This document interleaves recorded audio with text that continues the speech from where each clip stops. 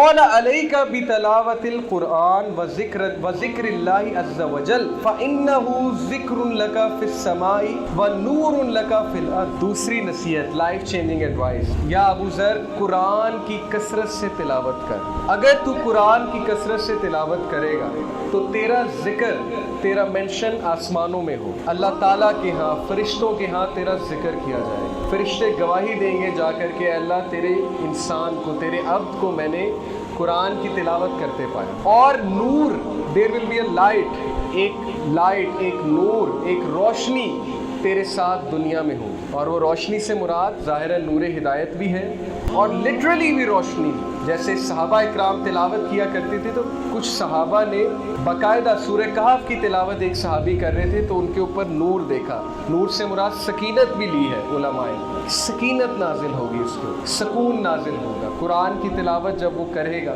اور صحابہ یقین کیجئے جب بھی ان کو کوئی پریشانی آتی تھی، کوئی سٹریس آتا تھا، تو ان کی جو سٹریس کو کاؤنٹر کرنے کا جو ایک طریقہ تھا وہ قرآن کی تلاوت. اور اسلاف سے یہ بات ثابت ہے کہ وہ قرآن کی تلاوت اس کثرت سے کرتے تھے. ان کی روٹینز میں، ان کی لائفز میں قرآن کچھ اس طرح سے تھا کہ جب وہ ایک دوسرے سے پوچھتے تھے کہ کتنا سفر رہ گیا ہے، یہ میں آپ کو ان کی لینگویج بتا رہا ہوں کہ کس زبان میں وہ بات کیا کرتے تھے. جیسے ہم سے کوئی پوچھے کہ لاہور سے فیصل آباد جا رہے ہیں کتنا سفر رہ گیا، تو ہم کیا کہیں گے؟ گھنٹہ رہ گیا، 20 کلومیٹر رہ گئے، 30 کلومیٹر رہ گئے. تو سلف کہا کرتے تھے کہ 1 پارہ رہ گیا، یا 1.5 پارہ رہ گیا، یا آدھا پارہ رہ گیا. یہ اسلاف کے بارے میں آتا ہے کہ ان کی لینگویج یہ تھی کہ قرآن کے حوالے سے وہ ہر چیز کی بات کیا کرتے. تو قرآن کی تلاوت یقین کیجئے علماء اس بارے میں بہت بات کرتے ہیں کہ قرآن جس گھر میں پڑھا جائے، قرآن کی تلاوت جس گھر میں ہو، اسپیشلی سورہ بقرہ، تو وہاں پر لڑائی نہیں ہوگی، وہاں پر شیطان ہمت بھی نہیں کرے گا داخل ہونے. وہاں پر کوئی جادو کا اثر، کوئی نحوست، نظر بد، یہ سارے جو شر ہیں جو ہمارے معاشرے میں بہت زیادہ عام ہیں، یہ سب کے سب ختم ہو جائیں گے سورہ بقرہ کی تلاوت جس گھر میں کی جاتی ہے.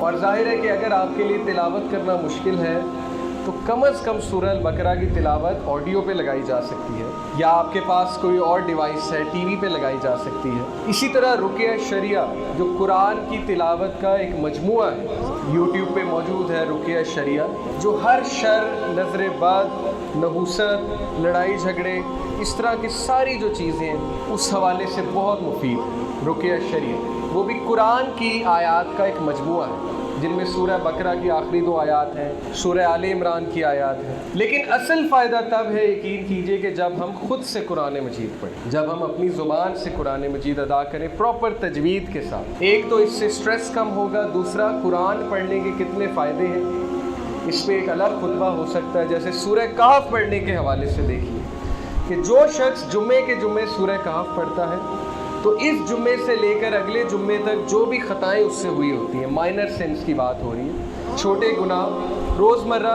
کی زندگی میں ظاہر ہے کہ ہمارے منہ سے کچھ الفاظ نکل جاتے ہیں، کچھ کوتاہیاں ہو جاتی ہیں، تو وہ گناہ معاف کیے جائیں گے ایک جمعے سے لے کر اگلے جمعے تک. ایک فائدہ. دوسرا، اللہ کے نبی صلی اللہ علیہ وسلم نے کہا کہ ایک نور اس شخص کو فالو کرے گا، ایک لائٹ اس کو فالو کرے گی، یعنی جو نور ہے وہ اس کا پیچھا کرے گا ایک جمعے سے لے کر اگلے جمعے تک. اور ظاہر ہے کہ فتنہ دجال سے بچنے کے حوالے سے، جو کہ بہت عظیم فتنہ ہے، تو یہ صورت بہت مفید ہے.